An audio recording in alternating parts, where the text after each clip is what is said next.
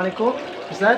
Waalaikumsalam warahmatullahi wabarakatuh. Sehat Ustaz? Alhamdulillah. Alhamdulillah pada malam hari ini walaupun suasana masih di bulan suci Ramadan, kita masih diberikan kesehatan oleh Allah Subhanahu wa taala ya Ustaz ya. Dan mudah-mudahan Niat puasa sunat. Kalau puasanya puasa wajib, ya puasa wajib seperti itu. Harus disebutkan niatnya seperti itu ya. Terus gimana kalau semisal niatnya itu niat di siang hari, apakah puasanya itu sah? Sudah sahur, kita sudah sahur, karena sudah sahurnya kita itu masih pukul 3:30, kita tiduran sama istri. Mak tero ya, karena kita sudah makan, energi sudah terkumpul. Akhirnya ngajak istrinya, Dek, ayo lah Dek, kecil Dek, Dek. Nah, seperti itu ya. Contoh, ya. Maksudnya yang tidak ada lubangnya nih gimana? Satu contoh kayak kulit kita. Ini kan nggak berlubang, hanya sebatas pori-pori. Ya. Nah, kemudian ketika kita periksa ke dokter, ternyata disuntik di sini, kayak cacaran gitu, disuntik di sini. Maka hukum puasanya itu batal, ya. Karena itu berkemungkinan apa yang disuntikkan oleh dokter ke dalam tubuh kita melalui anggota badan yang tidak berlubang itu berkemungkinan untuk sampai kepada kepala kita seperti itu ya.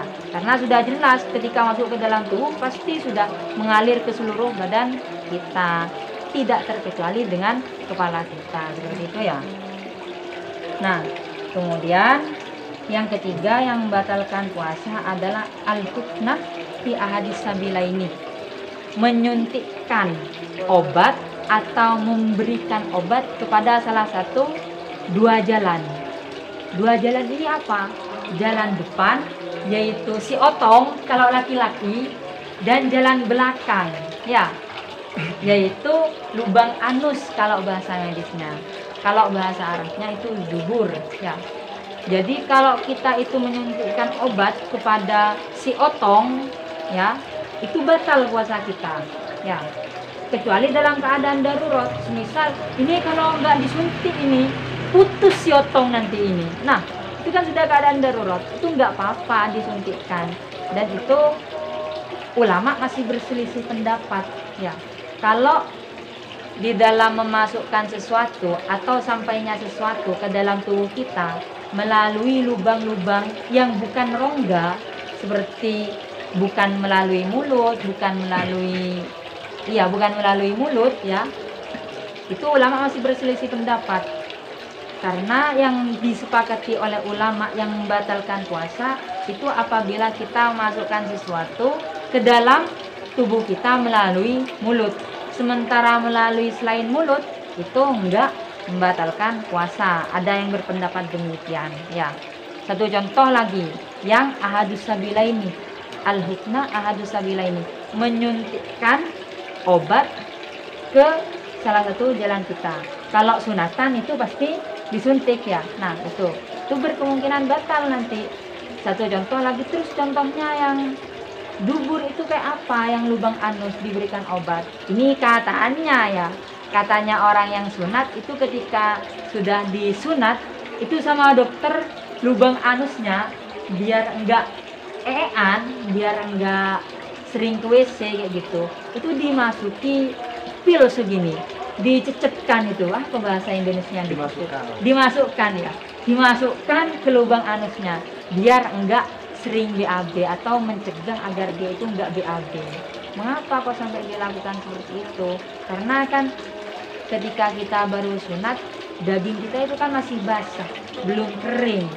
Karena ketika kita itu disunat, kulit itu dibuang, kemudian daging yang ada di dalam itu keluar.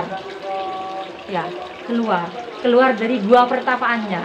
Sehingga ketika keluar masih basah. Nah, oleh karenanya nggak boleh sama dokter itu disentuhkan terhadap air seperti itu ya. Tuh, yang nomor 3. Terus yang nomor 4 adalah menyengaja muntah, seperti yang telah saya sebutkan di awal seperti itu. Kalau nggak menyengajanya tiba-tiba muntah, maka puasanya nggak batal. Hal yang kelima yang dapat membatalkan puasa adalah bersenggama dengan cara sengaja. Oh, berarti kalau nggak sengaja itu nganu ya Tat, nggak batal ya Tat kalau bersenggama nggak sengaja. Misal itu contoh ketika saya kamar mau tidur, mau agelu, apa agelu bahasa Indonesia? Memeluk guling, ternyata istri saya sudah terlanjur dekat, saya nggak sengaja, akhirnya diteruskan kayak gitu, ya batal, bukan nggak sengaja kalau kayak gitu, ya akal-akal maling kalau kayak gitu ya. Nah, jadi yang nggak membatalkan itu apabila kita bersenggama dengan tidak sengaja. Kalau bersenggamanya kita itu sengaja, maka itu dapat membatalkan puasa kita gitu. Yang keenam adalah yang dapat membatalkan puasa adalah al-inzal, keluarnya sperma. Kalau bahasa kita itu mani, ya, keluar mani. Nah, inzal yang bagaimana yang dapat membatalkan puasa, yaitu inzal min mubasyaratin. Inzal yang mubasyarah, bertemunya kulit dengan kulit. Satu contoh yang dimaksud dengan bertemunya kulit dengan kulit. Karena si otong ini adalah daging yang dilapisi oleh kulit, kemudian kita pertemukan tangan kita dengan si otong, kemudian digesek-gesek seperti itu ya. Nah, maka hukumnya puasa kita itu menjadi batal. Mengapa? Karena inzalnya, keluarnya mani kita itu dengan mubasyarah, bertemunya kulit dengan kulit seperti itu. Iya kalau pakai tangan kita. Kalau pakai tangan orang lain, apa batal? Tetap batal. Karena yang menjadi perhitungan adalah kulit dengan kulit, bertemunya kulit dengan kulit. Satu contoh, ada pasangan suami istri. Kalau tak gugur lah, senangan rela. Bersenggama tidak boleh. Terus gimana caranya? Pak keluar bibi tak boleh, dosa. Keluar lagi tangan bini, nah akhirnya tangan istrinya yang dipakai, ngencium tangan adik, akhirnya digosok-gosok pakai tangan istrinya. Itu tetap batal meskipun pakai tangan istrinya, ya, karena lagi-lagi yang menjadi persyaratan terhadap yang nomor 6 ini, hal-hal yang membatalkan puasa nomor 6 ini adalah mubasyarah, bertemunya kulit dengan kulit. Nah, oleh karenanya ketika keluar mani atau sperma tidak disebabkan mubasyarah, bertemunya kulit dengan kulit, seperti contoh disebabkan oleh mimpi basah, itu kan tidak disebabkan bertemunya kulit dengan kulit. Tiba-tiba ketika kita tidur kemudian keluar seperti itu. Nah, itu puasa kita nggak batal ya. Jangan ketika kita pas bangun tidur terlihat basah, betalang basalah ketika bangun sahur itu. Ketika sudah sahur, tidur, pas ketika kita bangun, ternyata basah sarung kita atau celana kita. Batal lah puasa lah, kedopor lah, jurusan terakhir lah, tak bisa lah. Enggak seperti itu. Ini perlu diketahui oleh teman-teman. Kalau inzal itu disebabkan oleh mimpi, itu enggak batal. Ya, kalau inzal keluarnya sperma itu disebabkan oleh mubasyarah, bertemunya kulit dengan kulit, itu hukumnya batal itu. Terus hal yang nomor 7 yang dapat membatalkan puasa ini adalah haid. Ya, seperti itu ya. Haid. Jadi kalau orang perempuan ketika sudah mulai puasa, ya, ternyata ketika sudah berpuasa 7 hari dia keluar darah haid, maka seketika itu pula puasanya menjadi batal ya. Langsung sudah buka, sudah atau sana tos maghrib, abid geluk ya, langsung buka ya. Kalau kemudian yang nomor 8 sama yang nomor 9 sama ya, nomor 8, nomor 9 sama nomor 10 itu adalah nifas, gila dan murtad ya. Jadi murtad itu dapat menyebabkan batalnya puasa. Satu contoh, kita puasa sekarang, nanti ketika sahur, setelah sahur kita nonton siraman rohani dari orang Kristen semisal, kita tertarik dengan agama Kristen, saya pengen masuk Kristen sudah. Nah, ketika kita pengen masuk Kristen kemudian kita dibaptis sama pendeta, maka puasa kita itu batal ketika sudah dibaptis. Ya, itu sudah pembahasan mengenai batal-batalnya puasa. Sekarang pembahasan yang terakhir mengenai sunnah-sunnahnya puasa. Apa saja yang disunnahkan dalam puasa? Nah, yang disunnahkan di dalam puasa yang diterangkan di dalam kitab Al-Marid itu cuma sebatas tiga hal saja. Ya, yang tiga itu yang pertama takjilul fitri, menyegerakan berbuka. Jadi ketika sudah bunyi azan, Allahu Akbar, Allahu Akbar. Nah, ketika sudah bunyi seperti itu, kita itu disunnahkan untuk segera berbuka, untuk segera membatalkan puasa kita dengan cara berbuka. Jadi kita itu harus cari barang atau makanan yang dapat membatalkan puasa kita. Kalau ditunda-tunda nanti kita nggak mendapatkan kesunahan puasa seperti itu ya. Nah, cuman nggak serta-merta kita itu membatalkan puasanya dengan makanan-makanan yang enak-enak. Ada tuntunan dari syariat yang kita itu disunnahkan membatalkan puasanya atau berbukanya dengan makanan tersebut. Apa saja yang disunnahkan oleh syariat? Salah satunya adalah berbuka menggunakan kurma. Ya, yang pertama ini kurma. Kalau nggak ada kurma gimana, Tat? Seperti contoh, saya orang nggak punya, Tat. Jadi sulit untuk mendapatkan kurma. Itu pun ketika saya mendapatkan kurma hanya ketika buka bersama di masjid karena ada pembagian kurma. Nah, syariat tetap memberikan solusi terhadap orang-orang yang seperti ini. Solusinya apa dari syariat? Berbuka dengan menggunakan air. Ya, begitu. Jadi jangan langsung ke es degan, es teler, terus langsung ke es bogel. Apalagi kalau sudah buka bersama teman-teman dalam acara reuni, es teh. Wah, Joshua, waduh, es mega mendung. Karena kita sudah tergiur lebih dulu seperti ya. Acuilan kan ketika melihat hal-hal yang seperti itu.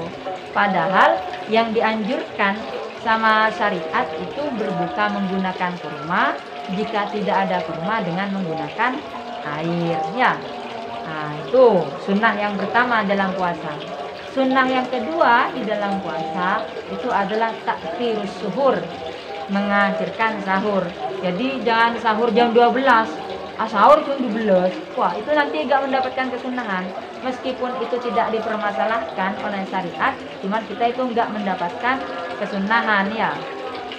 Nah, agar puasa kita itu lebih banyak pahala yang didapatkan oleh kita, maka hal-hal yang sunnah dalam puasa itu juga dilakukan. Salah satunya adalah mengakhirkan sahur. Sahur jam 3, jam setengah 4, jam 4 kurang 15 menit itu sudah sahur. Kita itu sudah mendapatkan kesunahan puasa. Ya, seperti itu. Terus sunnah puasa yang terakhir adalah tarkul hujri. Ini yang penting ya teman-teman ya, yang perlu saya sampaikan. Tarkul hujri ini adalah meninggalkan caci maki ya. Caci maki ini memang sunnah hukumnya untuk kita tinggalkan di dalam puasa. Cuman ketika kita berpuasa kemudian kita mencaci maki, menggibah, terus memfitnah orang seperti itu, maka puasa kita itu memang nggak batal, cuman pahala puasa kita itu hilang. Oleh karenanya baginda Nabi itu pernah bersabda, kalau nggak salah seperti ini daunnya, kam min shaimin laisa lahu min siyamihi illal ju'u wal atasu. Berapa banyak dari orang yang berpuasa ketika berpuasa yang didapatkan hanya lapar dan dahaga, enggak mendapatkan pahala, enggak mendapatkan fadilah-fadilahnya puasa. Yang mereka dapatkan hanya lapar dan dahaga saja. Kenapa kok bisa seperti itu? Karena ketika puasa menggunjing orang, mencaci orang, memfitnah orang, terus menggibah orang, menggosipin orang kayak gitu. Dan saudara-saudaranya yang seperti itu pokoknya sudah. Nah, ketika hal-hal yang seperti ini maka perlu kita jauhi. Nah, hal-hal yang semacam ini itu biasanya sering terjadi kepada para kaum Hawa. Karena kalau kaum Hawa sudah kumpul dalam satu tempat, nimbruk, pasti sudah gosip yang dijadikan makanannya. Ini perlu menjadi perhatian khusus terhadap para kaum hawa. Gimana dalam bulan puasa itu dijadikan bulan pendidikan di dalam menghilangkan kebiasaan gosip. Karena ketika kita itu tetap tidak mau menghilangkan kebiasaan gosip kita, maka selama bulan Ramadan kita itu hanya dapat haus dan lapar saja, enggak mendapatkan fadilah-fadilah puasa yang lain seperti itu. Nah, itu ya sunah-sunahnya puasa, ya seperti itu. Untuk ini sedikit tambahan, ya, sedikit tambahan ilmu mungkin bisa bermanfaat kepada teman-teman, ya, mengenai Ashrul Awakhir, ya. Ashrul Awakhir itu adalah 10 hari terakhir di bulan Ramadan. 10 terakhir di bulan 10 hari terakhir di bulan Ramadan itu terjadinya malam Lailatul Qadar sangat besar sekali, sehingga kita dianjurkan untuk banyak-banyak beribadah di 10 hari terakhir di bulan Ramadan, yaitu semenjak hari ini sampai ke belakang, ya. Karena pada hari 10 hari terakhir di bulan Ramadan, kemungkinan terjadinya malam Lailatul Qadar itu sangat besar. Mungkin itu saja beberapa hal-hal yang berkaitan dengan puasa yang bisa disampaikan oleh kami. Semoga bisa bermanfaat bagi teman-teman semua, sehingga puasa kita ke depan pada Ashrul Awakhir ini bisa lebih berbobot. Mungkin itu saja waktu dan tempat kami.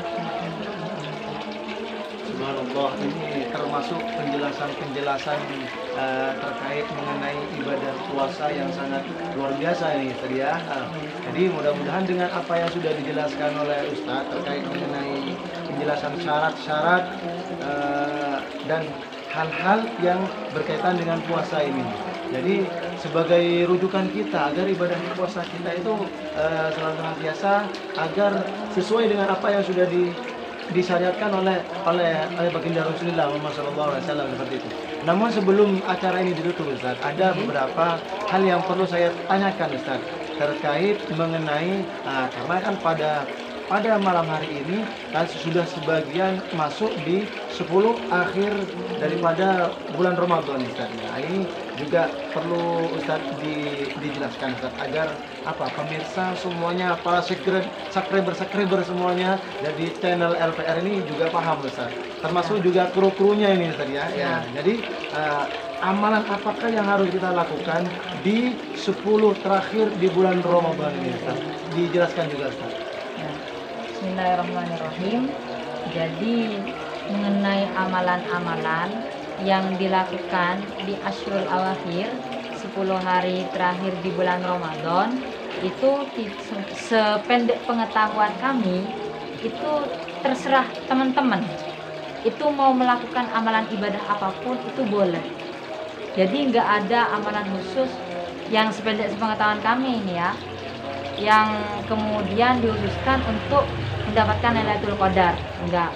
Intinya teman-teman itu melakukan ibadah seperti membaca Al-Quran, sholat sunnah, dan yang lain-lain, tadarusan seperti itu.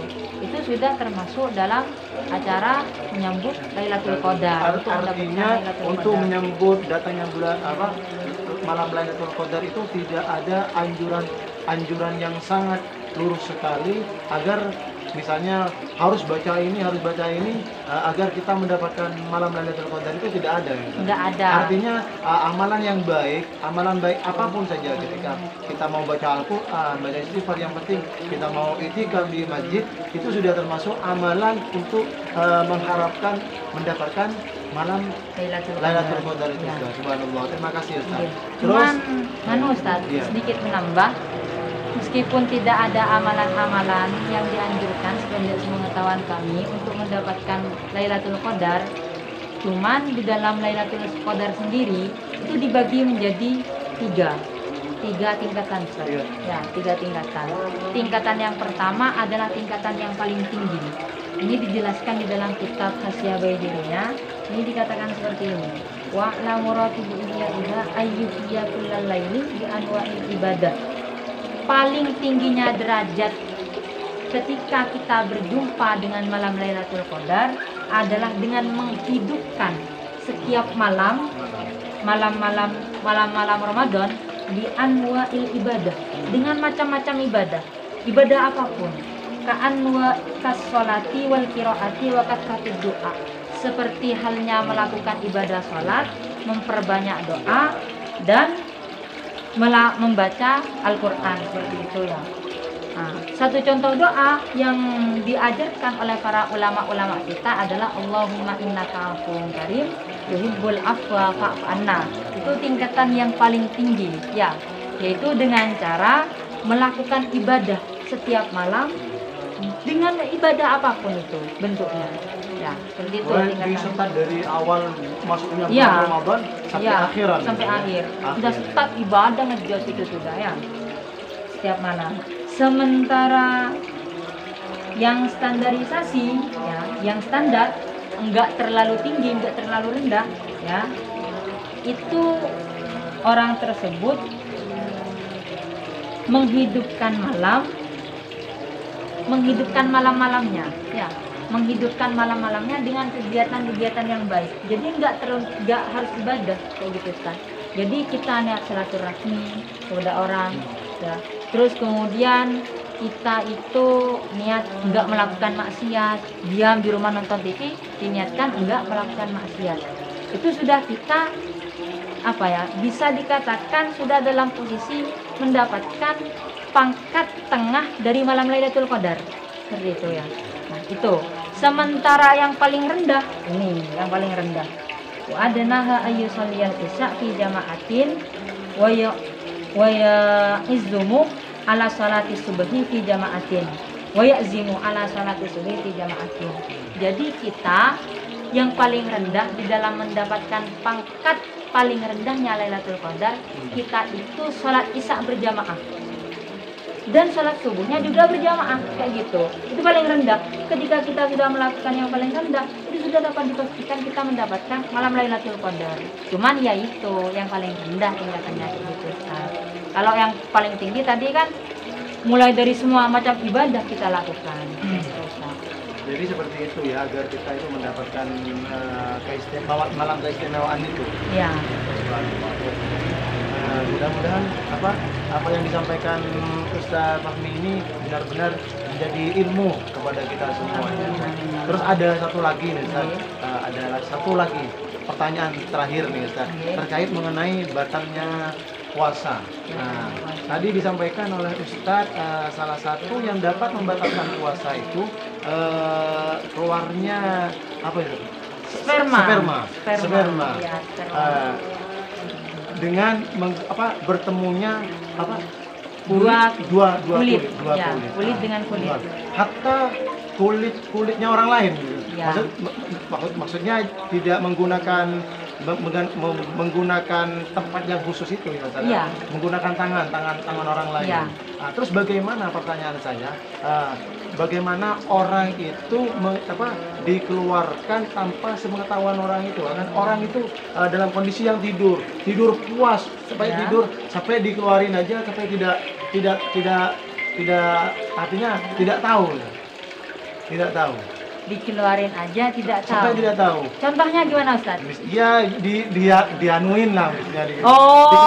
Ya. Tapi orangnya itu tidak tahu. Tidak tahu. Anaknya itu yang dikeluarin itu tidak tahu. Dengan kondisi karena mungkin siangnya sudah puasa, capek, bekerja sampai tidur pulas, terus akhirnya dikerjain sama orang, dia tidak paham, tidak tahu. Tahu-taunya, Nah, gitu. Itu hukumnya ya. Jadi pertanyaannya kan seperti ini, kalau boleh saya simpulkan. Jadi ada si A sama si B. Kalau saya bisa gambarkan seperti ini, ada si A sama si B. Si A ini dalam keadaan puasa, si B enggak dalam keadaan puasa. Nah, kemudian si A ini kerja banting tulang sampai melakukan segala macam bentuk aktivitas sehingga dia kelelahan. Ketika dia kelelahan, sama si B ini dikeluarin gitu kan Ustaz? Iya. Dikeluarin seperti itu. Nah, kemudian menjadi pertanyaan, karena tadi yang menjadi persyaratan batalnya puasa, yang inzal keluar sperma itu adalah bertemunya kulit dengan kulit, maka bagaimana dengan kejadian tersebut? Apakah juga dapat dikatakan batal atau tidak? Nah, saya kira jawaban ini sudah terjawab dengan pembahasan hal-hal yang membatalkan puasa yang pada bagian wati dengan cara sengaja. Nah, ini kan sebenarnya kan ketika kita diberikan penjelasan seperti ini, bersenggama dengan sengaja, itu kan sebenarnya kan kita kan menimbulkan pertanyaan kepada kita. Ini yang dipertanyakan kan waktu dikeluarin orangnya itu dalam Dalam keadaan tidak sadar. Tidur. Iya, saya paham. Makanya jawaban saya ini kena, Ustaz. Ya, wati dengan cara sengaja. Ya, sehingganya kita itu timbul pertanyaan. Terus gimana? Bersenggama yang nggak sengaja, kok bisa bersetubuh dengan istri itu nggak sengaja kayak gitu kan ya? Nah, bisa jadi ketika kita dimasuki sama makhluk halus, tubuh kita itu dikontrol sama makhluk halus. Semisal nih ya, ada orang jahat yang bisa meraga sukma, kemudian memasuki tubuh kita. Ini sudah sampai ke dalam dunia mistis nih ya Ustaz ya. Agak gimana iya, dari saking anunya. Ini perpaduan antara fikih dengan mistis sudah siap.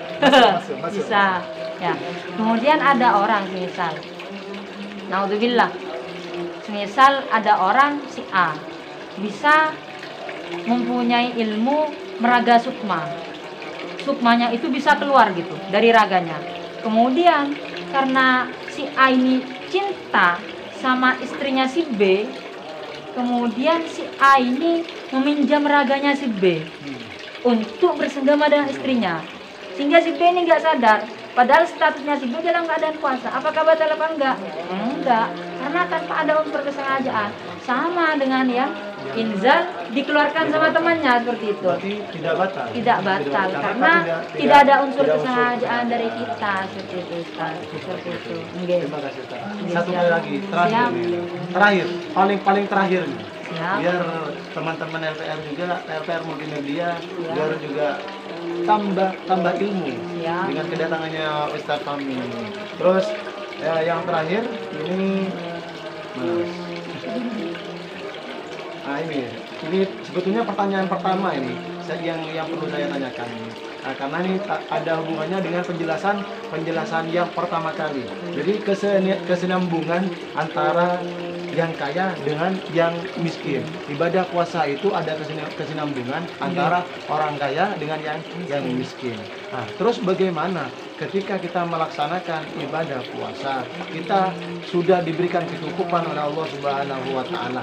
Terus kita tidak peduli dengan orang di bawah kita yang sudah tidak mampu, akan tapi dia melaksanakan ibadah puasa. Sebetulnya orang yang tidak mampu itu kan perlu diberikan sumbangan atau apa itu, misalnya diberi buka-buka gitu. Sedangkan kita itu sudah tahu kalau orang itu tidak mampu untuk berbuka, itu tidak ada, tapi dia tetap berpuasa.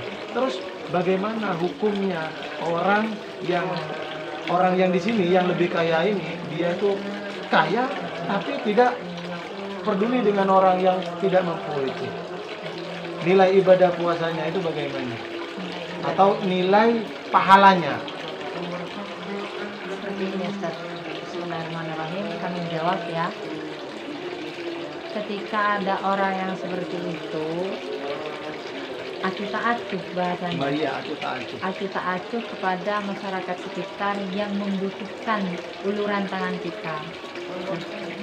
Apalagi statusnya dalam keadaan puasa di bulan suci Ramadan, yang mana seharusnya kita itu lebih untuk membangkitkan semangat ibadah kita dalam bentuk apapun itu. Satu contohnya adalah dalam bentuk berbagi dengan orang lain. Kemudian menjadi pertanyaan kepada kita, karena tujuan puasa itu adalah mentarbiyah terhadap diri kita, mendidik diri kita agar supaya lebih peka terhadap orang-orang yang ada di sekitar kita yang kurang mampu. Kemudian menjadi pertanyaan, bagaimana jika seandainya ada orang yang mampu kemudian dia acuh tak acuh.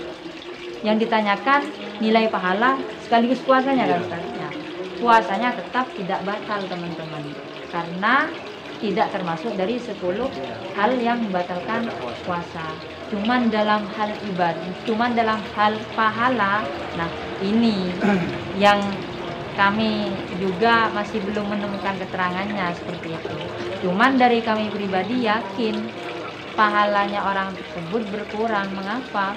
Karena tujuan daripada puasa itu tidak dia penuhi, Ustaz. Tujuan daripada puasa kan adalah mendidik kita supaya kita peka terhadap orang-orang yang di sekitar kita. Ternyata ketika dia puasa dia nggak peka kayak gitu. Berarti kan dia kan nggak terdidik.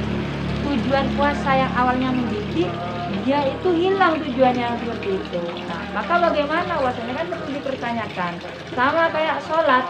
Sholat tujuannya adalah mencegah kita dari perbuatan keji dan mungkar. Nah, kemudian menjadi pertanyaan, gimana orang yang sholat tetapi tetap melakukan perbuatan keji dan mungkar?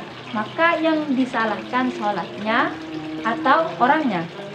Yang disalahkan itu adalah orangnya, seperti itu, bukan sholatnya. Karena sholat itu sudah fasilitas dari Tuhan yang dijaminkan kepada manusia sebagai alat untuk mencegah perbuatan keji dan mungkar. Maka orang yang sholat tetapi masih melakukan perbuatan keji dan mungkar, itu sholatnya perlu dipertanyakan. Apakah sholatnya itu karena dasar riya, ingin dipuji orang, atau sholatnya itu tidak sesuai dengan tuntunan syariat, korosokora bajang.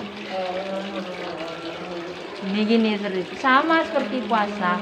Puasanya itu juga perlu dipertanyakan, bukan puasanya yang salah, tapi orangnya yang salah. Orang yang melakukan puasa seperti itu yang salah. Karena puasa sendiri pada dasarnya pasti akan mendidik orang yang berpuasa itu, Ustaz. Jadi setiap orang yang berpuasa itu pasti terdidik oleh puasa itu untuk peka terhadap orang lain. Jadi kalau pas ada orang yang berpuasa kemudian dia itu tidak terdidik, tidak peka, maka salahnya dia. Sama kayak guru, Ustaz, mendidik. Dididik di privat sama guru yang spesialis matematika. Tapi dia gak bisa matematika. Yang salah gurunya, ilmunya atau anaknya? Kan seperti itu, Ustaz. Itu kan perlu menjadi pertanyaan kepada kita. Jadi ini bisa jadi nilai ibadah puasa yang dikerjakan oleh orang itu kemungkinan besar berkurang karena tujuannya tidak tercapai. Subhanallah, pemirsa LPR Multimedia yang dimuliakan oleh Allah Subhanahu wa taala, itulah tadi paparan penjelasan tentang syarat-syarat dan hal-hal yang berkaitan dengan puasa. Mudah-mudahan apa yang sudah disampaikan oleh Ustadz Muhammad Hasan Fahmi ini menjadikan motivasi kita agar selalu senantiasa kita melaksanakan ibadah puasa itu sesuai dengan anjuran dari baginda Rasulullah Muhammad SAW, agar ibadah puasa kita itu mendapatkan nilai kebaikan dari Allah Subhanahu wa taala. Amin ya rabbal alamin. Seperti biasa di akhir acara ini saya selalu mengajak kepada teman-teman semuanya, para subscriber semuanya untuk mendukung channel kami yaitu LPR Multimedia. Akhiran, kami beserta Al-Ustadz Hasan Fahmi, apabila ada sesuatu yang kurang berkenan, kami mohon maaf. Wassalamualaikum warahmatullahi wabarakatuh. LPR ngatak itu.